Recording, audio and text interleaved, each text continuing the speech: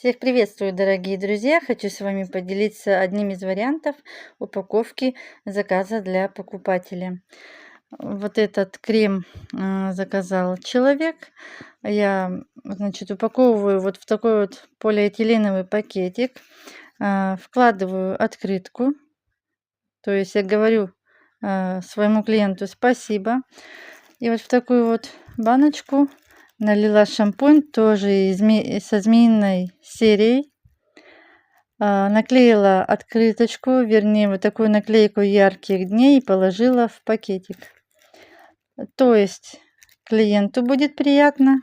Если шампунь понравится, он еще оформит мне заказ, либо станет потребителем продукции.